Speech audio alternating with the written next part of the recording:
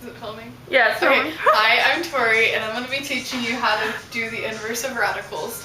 So, an inverse is basically like when you switch the domain and the range of a function, and the graph is y equals x. And so, the rules are you switch x and y and you solve for y. So, it would, instead of like y equals 1/2 of x plus 3, you'd set it to x equals 1/2 of y plus 3, subtract 3, x minus 3 is equal to 1/2 of y multiplied by 2, and you get 2x minus 3 is equal to y. And on the graph it would look like that, and then like that. And if you run the parent function of y equals x through, it would be halfway. Yeah. So for this one, if we had y is equal to x squared, you'd set y equal to x, so x, or you'd switch them, so x is equal to y squared, and then you take the root of that, because the root of a square cancels, and then you do it on both sides. So y is equal to plus or minus the root of x, because a root function is only like half of a parabola, so that would be the positive, but then the minus would have to be like that.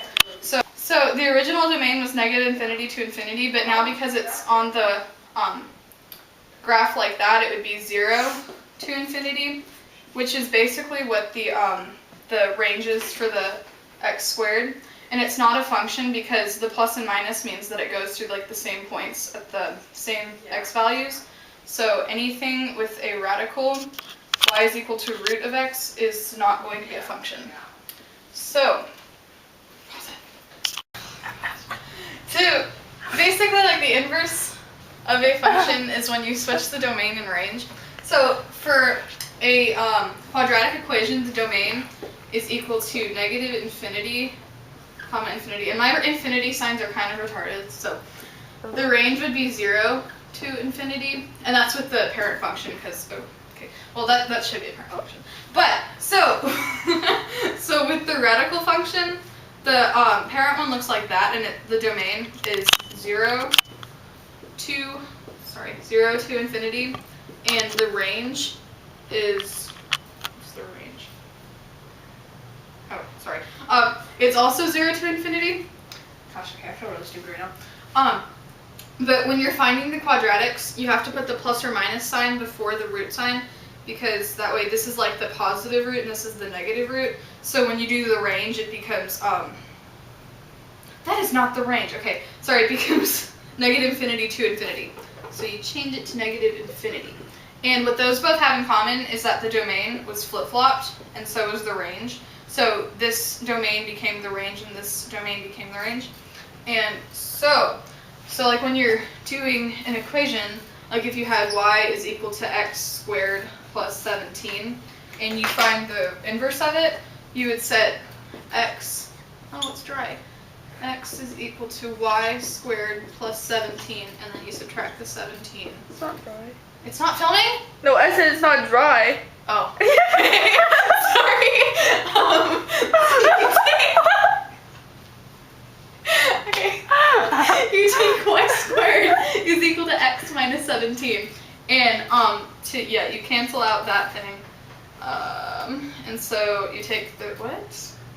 Yeah, okay, so you take y is equal to the root plus or minus the root of x minus 17, and the plus or minus makes it go like that. So what originally went like this, it changed to looking like that, and then like that. So, no, it didn't look like that and like that. Sorry. It changed to look like that.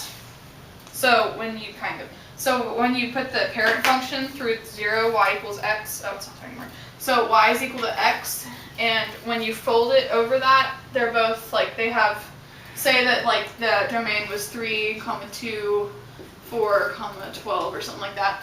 It would change to 2, 3, and then 12, 4.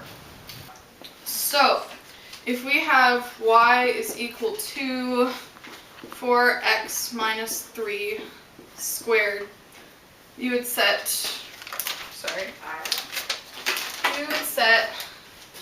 x is equal to 4y minus 3, and then square it.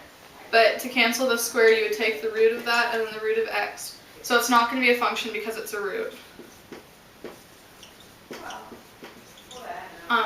So you take 4y minus 3 is equal to the root of x. And so then you add 3, but it has to go outside of the root. And so you have 4y is equal to root x plus 3, and you divide it by 4. So you have y is equal to the root of x over 4 plus 3/4. And on a graph, you have to have the plus or minus sign and the inverse sign too. The plus or minus would make it, because originally it was a parabola that looked like that, kind of. And then, but now that it's, the plus would be like that and then the minus would be like that. So to find the inverse of it, you take x is equal to y minus 2 over 4 squared. And your first step is to cancel out the squared. So y minus 2 over 4 is equal to the root of x. You multiply it by 4, and it becomes, okay, that's what I thought. So y minus 2 is equal to plus or minus 4 times the root of x, and then you add 2. So you have y, the inverse of y is equal to plus or minus 4 times the root of x plus 2. And when the plus sign would go like that, and the minus sign goes like that, and so then when you draw the parent function, it creates, if you fold it over the parent function, it would be equal. So we're going to do it the other way around now, where there's a radical in the original. So, sorry. We would switch them, so x is equal to the root of y minus 9, and to cancel that you do the same thing except you square it. So you take x squared is equal to 9, whoa, what did I just do? Y minus 9, and then you add 9, because you're trying to get y equal to it, so y is equal to x squared plus 9. And on the graph, it usually, so it usually looks like that, but because it was just that, I mean, you can, but then you draw the parent function, and so you know that it is a function because it's an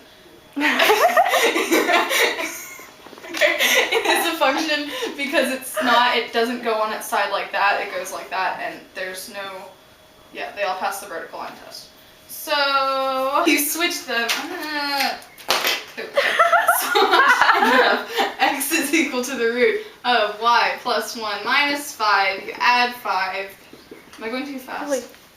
No, okay. X plus 5 is equal to root of y plus 1. You cancel the root, square it. It's basically the same steps over and over again.